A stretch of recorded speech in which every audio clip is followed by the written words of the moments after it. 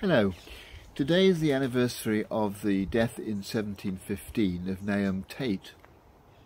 Born in Ireland, he lived most of his life in England. He was a well-known dramatist and author, best known probably for rewriting Shakespeare's play King Lear. He wanted to give it a happy ending. It is, Shakespeare's version, a real tragedy. King Lear, who, as perhaps you know, decides to give up his kingdom to his children,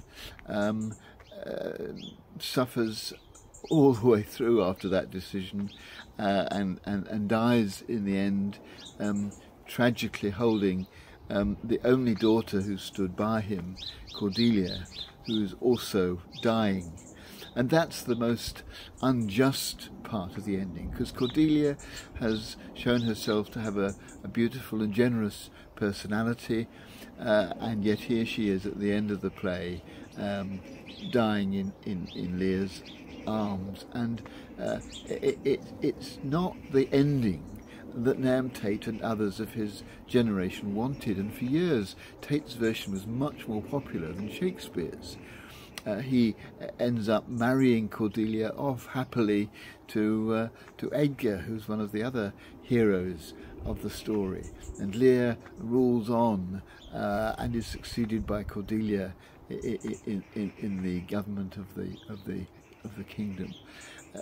But Shakespeare's play has none of this, and it does end with nobody really coming well out of it. It's a brutal play for Kent. The Duke of Kent has his eyes gouged out. The Duke of Gloucester has his favourite son completely betray him. And Lear, as I say, bitterly regrets his decision to give away his kingdom. But what Shakespeare does that Tate doesn't do is to elevate the events of this play into a absolutely beautiful, rather mysterious, gripping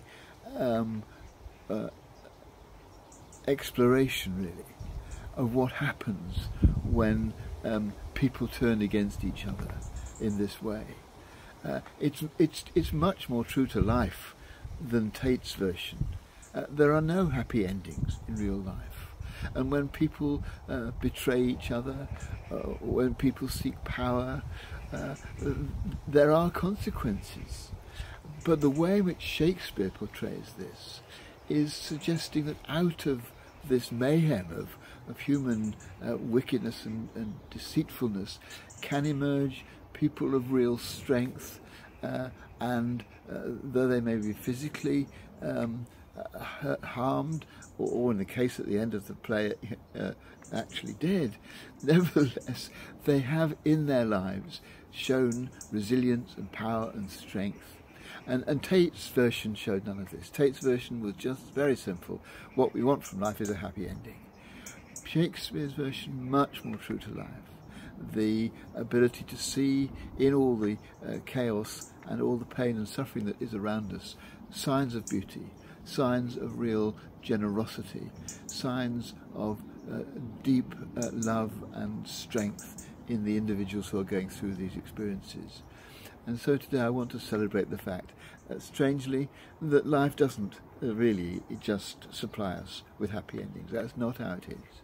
But I think there's much more to be gained, much more growth to be had, much more, in one sense, deeper joy to be experienced by engaging with real life, with all its tragedy and troubles, and finding in it not just tragedy, but signs of hope and joy and delight.